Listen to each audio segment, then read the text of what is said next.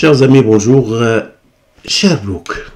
Sherbrooke, à l'instar des autres villes canadiennes et québécoises, accueille des dizaines, sinon des centaines d'immigrants. Mais ce qui caractériserait plutôt Sherbrooke, c'est le nombre d'immigrants qui ont fui chez eux la chicane, certes, mais surtout la menace et quelquefois la menace de mort. Parmi ces immigrants, Edwin Moreno. Edwin Moreno est arrivé ici au Canada en 2005 et il s'est tout de suite installé ici à Sherbrooke en tant que réfugié politique. Et ce, à cause de certains articles qu'il a écrits en tant que journaliste et qui dénoncent la corruption et l'implication de certains décideurs avec des groupes armés dans son pays d'origine, la Colombie. Lorsqu'il est arrivé ici, il ne parlait pas un traître mot du français. Mais quelques années plus tard, il a obtenu un baccalauréat et une maîtrise en politique appliquée, publique et internationale à l'université de Sherbrooke, en français, s'il vous plaît. Depuis, il a siégé au conseil d'administration du RIF, un organisme communautaire bien connu ici, et d'Ascot en santé, a été chroniqueur bénévole au journal Regard et a présidé la Fédération des communautés culturelles de l'Istrie. En 2016, sa contribution a été reconnue par une nomination au prix Mérite istrien dans la catégorie Engagement et bénévolat, distinction qu'il a reçue en février 2017. Il a ensuite siégé au conseil d'administration de la coopération d'habitation des Ormeaux avant d'intégrer en 2018 le comité de développement social et communautaire de la ville de Sherbrooke. Jusqu'à présent, il est agent de développement à la Corporation de développement communautaire CDC du Haut-Saint-François. Mais la cerise sur le gâteau et qui prouverait, à mon humble avis, à tel point Edwin Moreno s'est intégré dans la société québécoise et canadienne, c'est son implication politique et quoi de mieux que de s'impliquer dans la gestion des affaires de la cité. Et M. Moreno est actuellement candidat pour les élections municipales du 2 novembre 2025. Il est candidat avec le parti Vision Action Sherbrooke et il brique le poste de conseiller municipal pour le district des 4 saisons ici à Fleurimont. Et c'est dans ce cadre-là, c'est dans ce contexte que nous l'avons rencontré et écoutez-le en train de parler de ses ambitions et de ses projets pour Sherbrooke en général et pour le district des 4 saisons en particulier. J'avais eu comme troisième langue étrangère l'espagnol. Oui. Et on nous avait appris au secondaire un poème de Federico García Lorca. Voces de muerte sonaron cerca del Guadalquivir, voces antiguas y cercan voz de clavel varonil. Y la lucha daba saltos jabonados y delfín, baño con sangre enemiga su corbata carmesí, pero eran 4 puñales y tuvo que sucumbir. Antonio Torres Heredia, Moreno de Verde Luna, quien te a quitado la vida. C'est juste pour te dire que Moreno c'est correct, mais Edwin, Mais en fait, ça vient d'où ça? Oui, en fait, premièrement, je tiens à souligner que c'est un des meilleurs poèmes de Federico García Lorca, qui a été fusillé à l'époque et tout ça. Mais en fait, oui, Moreno, normalement, les gens font le lien, bien sûr, avec la langue espagnole, mais parfois avec la langue italienne. Moi, je suis d'origine colombienne, puis c'est la langue espagnole, bien sûr. Et ma mère, quand elle a pensé à me nommer Edwin, elle a pensé à l'astronaute Edwin Aldrin. Ah, ok. C'est pour le dire parce qu'Edwin Moreno, donc, ça sonne bien. Allé dans la Lune, vous avez atterri ici au Canada. J'ai atterri directement ici au Canada en 2005. J'ai pris le vol directement Bogota, Montréal pour venir. Et après, Je suis venu ici à Sherbrooke. D'accord. Et votre statut ici, c'est réfugié politique lorsque vous étiez arrivé. Oui, effectivement. En Colombie, j'étais journaliste à l'époque, en 2005. Ok. J'ai dénoncé beaucoup la corruption et la collusion de certains politiciens qui avaient des connexions avec des groupes armés illégaux. Et à cause de ça, j'ai reçu des menaces de mort, puis j'ai dû quitter la Colombie en 2005. Est-ce que vous avez vécu un choc culturel lorsque vous étiez arrivé ici, dans un pays francophone, en quelque sorte, le Québec? OK. Et Je suis arrivé ici le 7 décembre 2005 comme réfugié, bien sûr. Puis moi, au début, là, c'est sûr que j'ai vécu, comme la majorité d'immigrants, on vit ce qu'on appelle la lune de miel. Là. Tout est beau, j'avais jamais vu la neige, puis en plus, je suis arrivé le 7, oui, puis le lendemain, on a la neige en masse, là. Alors, ben, pour moi, c'était waouh, c'est beau, tout est blanc, tout est blanche, puis patati, patata. Mais c'est sûr qu'après un certain temps, on commence à réfléchir par rapport à la famille, par rapport à tout ce que je faisais en Colombie, tout ça. Puis, j'ai vécu un choc culturel très, très, très difficile. Un choc culturel qui m'a fait penser plusieurs fois à retourner là, à mon pays d'origine. Mais c'est sûr que heureusement, je ne l'ai pas fait, je peux dire aujourd'hui, parce que j'ai réussi à surpasser ça, comme la majorité des gens ici, je crois. J'ai toujours parlé des deux chemins. Moi, j'ai dû réfléchir à prendre le chemin d'apprendre un petit peu la langue, le français bien sûr, puis retourner où c'est autre. Moi, c'est que apprendre la langue, puis aller travailler, ou apprendre la langue un petit peu, puis aller où c'est autre. Moi, j'ai décidé de faire les deux choses. D'accord. Au début, c'est sûr que je me suis concentré à faire des études parce que quand je suis arrivé ici, mon français était nul. Je ne savais même pas dire merci beaucoup. Alors, la chose, c'est que j'ai fait une année de francisation, puis après, je me suis dit, Monsieur Moreno, il faut faire quelque chose qui va m'aider précisément à me consolider professionnellement. En Colombie, j'étais journaliste, puis j'ai travaillé aussi, j'ai travaillé pendant un bon temps avec le gouvernement, avec la municipalité où j'habitais. La chose, c'est que moi, j'ai décidé de retourner à l'école et j'ai fait un bac en sciences politiques et relations internationales à l'université de Sherbrooke. Et aussi, j'ai fait une maîtrise en études politiques appliquées, politique publique et internationale. Mais en même temps, bien sûr, j'ai travaillé parce que, vous le savez, hein, il faut manger là, puis malgré que le Québec offre ce qu'on appelle les prêts et bourses, là, pour un petit prêt pour aller où c'est tout ça, c'est sûr que travailler, ça fait du bien là, en même temps qu'étudier. Okay. Donc, vous avez étudié la politique internationale en quelque sorte. Mais comment est-ce que vous avez fait le saut dans la politique municipale? Et qu'est-ce qui vous a le plus motivé à vous impliquer dans la politique municipale? Je vais vous confier quelque chose, mais en arrivant ici, je me suis dit, mais voyons donc, comme on dit ici au Québec, il y a pas mal de problèmes ici aussi. Il y a problème de pauvreté ici, pas pareil que dans nos pays d'origine, mais il y en a. Il y a problème de santé, il y a des problèmes de santé mentale aussi. Il y a des problèmes d'itinérance, il y a des problèmes de maltraitance vers les aînés, vers les gens, mais il y a pas mal de problèmes. Puis moi, en même temps que j'ai décidé d'aller retourner à l'école, j'ai décidé comme une façon d'améliorer mon français aussi, de faire du bénévolat. Alors, j'ai commencé à m'impliquer dans plusieurs organismes communautaires et ça m'a permis de comprendre plusieurs choses au niveau sociologique.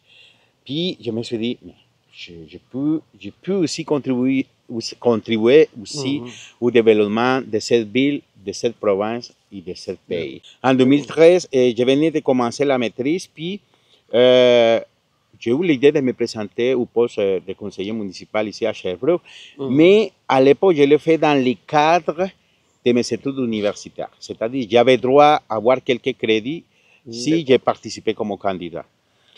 Ça m'a permis de connaître la politique municipale. Donc, c'était en quelque sorte des travaux pratiques de votre maîtrise en sciences politiques qui vous ont lancé dans la politique municipale. Voilà, c'est ça. Je me suis dit, mais voyez, moi j'aime la politique, je vais avoir des crédits, alors je vais me lancer.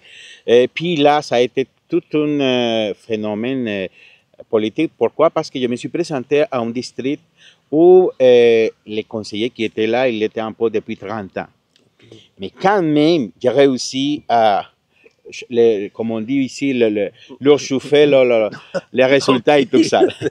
Voilà, c'est ça. Alors, en 2019, je me suis présenté au fédéral. Okay. Mais 2019, les élections, ça a été fin octobre, début novembre, je ne me rappelle plus. Mais après, on tombait sous la pandémie, tout ça, etc. Oui. Puis la chose, c'est que moi, j'ai décidé de faire une longue pause en politique.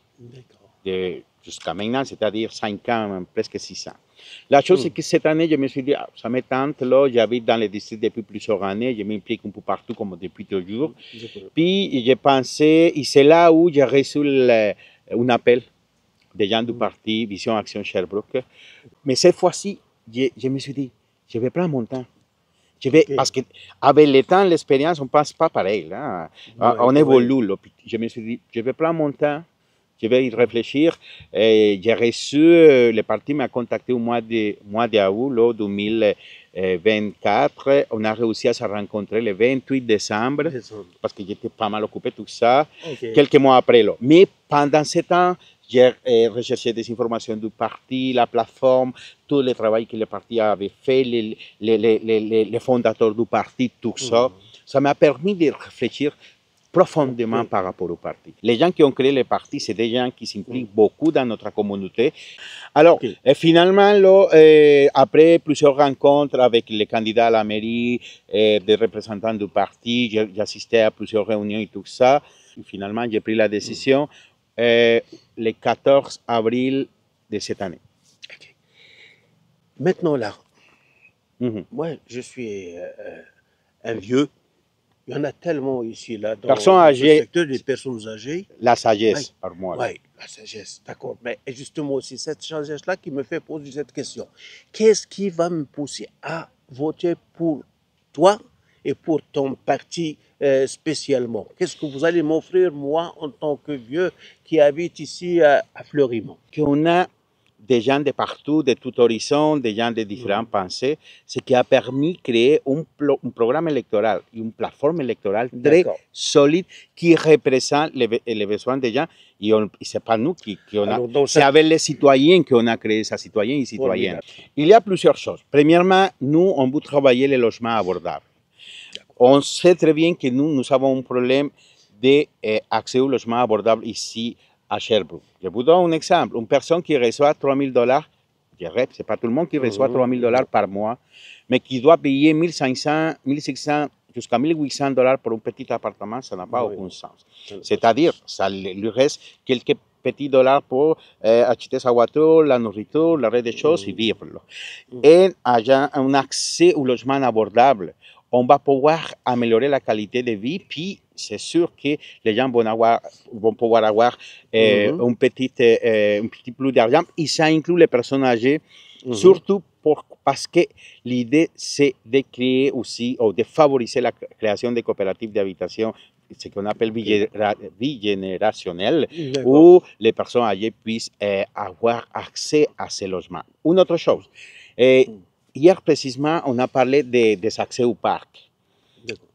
La majorité des parcs au Sherbrooke ne sont pas si adéquats pour les personnes âgées. C'est-à-dire, normalement, il y a des petits balançoires. Oui, l'accessibilité en plus. Il y a des balançoires pour les enfants et pas pour tous les enfants. Normalement, les enfants entre 8 ans et 14 ans.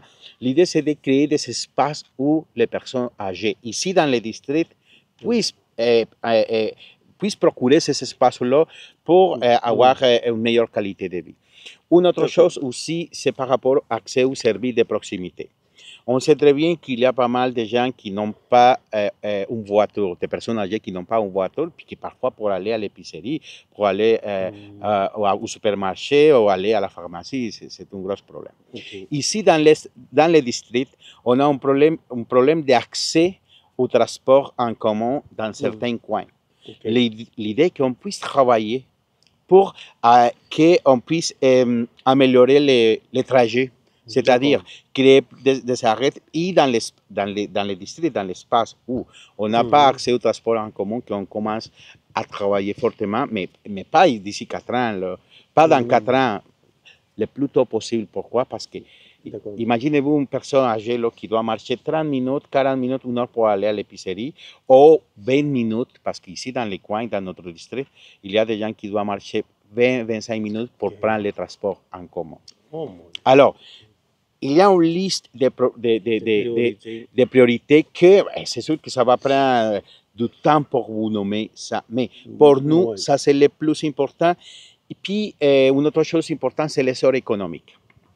Si on favorise l'essor économique de notre district, de la ville de Sherbrooke, c'est sûr que quand il y a beaucoup d'argent qui circule partout, là, les gens vont pouvoir aller au cinéma, les gens vont pouvoir aller au supermarché, les gens vont pouvoir aller s'acheter un crème glacée. Participer à l'économie. Oui, à l'économie, puis ça inclut les personnes âgées, bien sûr. Oui. Je suis maghrébin et Mhm. je suis néo-canadien. Que prévoit votre parti pour faciliter mon intégration et l'épanouissement de mes enfants et pour que les patrons ne les éliminent pas d'office à cause de leur nom ou à cause de leur appartenance? Je vais parler de deux choses importantes. Premièrement, moi, Edwin Moreno. Nous avons besoin d'avoir une représentativité dans l'espace public. Peu importe le pays, mais nous les immigrants, nous les néo-canadiens, nous avons besoin d'occuper l'espace public. Dans quel sens? Avoir des élus, faire partie des conseils d'administration des organismes, faire partie des comités, faire partie active à la participation citoyenne. Okay. C'est une belle façon de sensibiliser les gens, la communauté d'accueil par rapport à l'immigration et pour faire comprendre les gens qui n'ont pas encore compris ça. Nous, on est des citoyens à part entière. Moi, mon objectif le plus important, c'est de continuer à me battre pour les droits des immigrants ici à la ville de Sherbrooke, comme je le fais depuis toujours. À l'époque, je vous donne... Il y a les immigrants qui arrivent ici, vous le savez déjà, enfin, il y a des professeurs, il y a des chercheurs, il n'y a pas toujours juste des chercheurs d'emploi. Il y a des gens qui apportent quand même une plus-value pour le pays d'accueil. Est-ce que votre parti prévoit promouvoir ce savoir-faire et cette valeur ajoutée qu'apporte l'immigrant et que l'immigrant, c'est-à-dire enlever le préjugé que l'immigrant, c'est une charge pour l'État? Oui, et ça, on peut le trouver dans notre plateforme électorale. On est dans l'espace municipal. Améliorer l'accès aux services aux communautés immigrantes, surtout les communautés les plus défavorisées. Deuxièmement, on veut sensibiliser les organismes paramunicipaux par rapport à l'immigration. Je vous donne un exemple, les employés de la ville par rapport à ça. La police aussi, il faut la sensibiliser par rapport à l'approche. Nous, on parle beaucoup de communication interculturelle. Ce n'est pas la même chose, mais adressée à la culture colombienne qu'à la culture maghrébine. Il y a pas mal de quelques petites différences. Nous comptons travailler à la sensibilisation du milieu, précisément pour sensibiliser les employeurs par rapport aux immigrants. Le fait que je sois moreno, puis que telle personne s'appelle Mustapha, ça ne change rien là. C'est une personne qui a droit à un emploi là, digne, là, à une qualité de vie digne, à des services dignes au sein de la municipalité. Puis, je vous parle juste de ça, mais si on voit la plateforme électorale, il y a une liste de choses là, que moi-même, moi, Edwin Moreno... Est-ce qu'on peut trouver cette plateforme-là? Est-ce que vous avez un site web là, visionactionsherbrooke.com. Oui. Oh, vous pouvez aller... Comme ça, je peux l'ajouter pour oui, que les gens puissent c'est ça. voir. Puis aussi, vous pouvez aller sur ma page Facebook, puis vous allez le trouver là, Edwin Moreno. Alors, Lolo, pour nous, il est important de ne pas commencer à se chicaner avec la communauté d'accueil. On va sensibiliser la communauté d'accueil. On va parler de communication interculturelle. On va parler de la participation citoyenne des communautés culturelles. Nous, les partis, là, comme tels. Et surtout, insister sur le fait que les immigrants ne viennent pas ici pour la chicane. Ils viennent parce qu'ils veulent fuir. Et ont fui la chicane ailleurs pour venir ici recommencer un avenir meilleur pour leurs enfants surtout. Votre parti, est-ce qu'il prévoit de taper sur ce clou-là pour que les gens finissent par comprendre une fois pour toutes que l'immigration, ça fait partie de l'épanouissement du Québec, l'épanouissement de Sherbrooke, l'épanouissement du Canada? sur le reste du monde. On va aller, nous, Vision Action Sherbrooke, plus loin que ça. Et nous allons travailler pour faire comprendre les gens que nous, les immigrants, on n'est pas des machines qui viennent ici juste travailler et c'est tout. Non. On veut faire comprendre les gens que nous, on est des êtres humains, qu'on vient ici pas seulement pour contribuer à la vie économique, aussi à la vie sociale, à la vie communautaire, à la vie de tout, et qu'on veut occuper l'espace public pour nourrir notre culture québécoise. On veut occuper l'espace public pour consolider l'économie, bien sûr. Si j'ai un emploi, alors c'est sûr que je consolide l'économie. On veut travailler, on est ici pour être une société, pour qu'on soit une société plus pluraliste. C'est ça, et pas seulement des machines là, qui viennent travailler ici, puis, et que la fin de semaine, on se met dans notre coin, puis on fait plus que travailler. Oh, oui. Ben, merci beaucoup. Il me reste une dernière question là. Ce que vous prévoyez pour nos enfants, pour nos jeunes ici à Sherbrooke en général, et dans votre district électoral en particulier? Oui, c'est une belle question parce que moi j'ai un enfant de 21 ans. Il me dit, papa, on va aller faire quelque chose, puis parfois c'est difficile de savoir, normalement on va au quai, on va prendre une marche. Je suis venu avec lui plusieurs fois ici au parc surtout, parce que la table de quartier 4 saisons fait des activités ici le mercredi pendant l'été. Mais je vais vous parler premièrement de notre district. Le district de 4 saisons, heureusement, c'est un district où il y a des organismes communautaires qui travaillent beaucoup pour faire bouger les districts. Il est important que la ville travaille très bien connectée avec les organismes communautaires qui offrent ces services-là pour offrir des autres possibilités d'épanouissement, puis aussi des autres possibilités pour que les gens puissent sortir de chez eux. Ça, c'est la première chose. Une autre chose, au niveau du parti. Au niveau du parti, il y a des parcs qui ne sont pas si adéquats pour certains âges en parlant des enfants. Je vous donne un exemple. Ce que je disais tantôt, dans la majorité des parcs, les balançoires sont aptes pour les enfants de 8 ans à 14 ans. Mais pour les petits enfants, ce n'est pas apte parce que c'est très élevé, c'est dangereux, tout ça. Voilà, effectivement. Et une autre chose, il faut améliorer l'infrastructure et réparer parce que ici dans le district, on a 9 parcs. On a beaucoup de parcs. Ça, c'est les parcs les plus grands. Mais il y a 9 parcs où, au niveau de ces infrastructures-là, il faut réparer pas mal de choses. Il y a des balançoires qui ne fonctionnent pas, des jeux pour enfants qui ne fonctionnent pas. Et une chose très importante, tant pour les partis que pour moi, c'est d'améliorer la sécurité sur nos routes au niveau de la vitesse. Pourquoi? Parce qu'il y a certains coins où les gens roulent avec le voiture, c'est incroyable l'idée que les personnes aînées, nos enfants, les familles puissent marcher sans avoir peur qu'ils vont se faire frapper par une voiture. Ça, de ce côté-là. D'autre part, l'idée de pouvoir aider les organismes communautaires de coin à avoir un petit peu plus de financement. Moi, personnellement, j'ai de l'expérience à la rédaction des projets parce que moi, où je travaille comme agent de développement, je rédige beaucoup de projets. Et l'idée est de voir de quelle façon, au niveau aussi de la municipalité, et au niveau, moi, comme conseiller, on puisse aider les organismes communautaires à avoir du budget tant au niveau fédéral qu'au niveau provincial.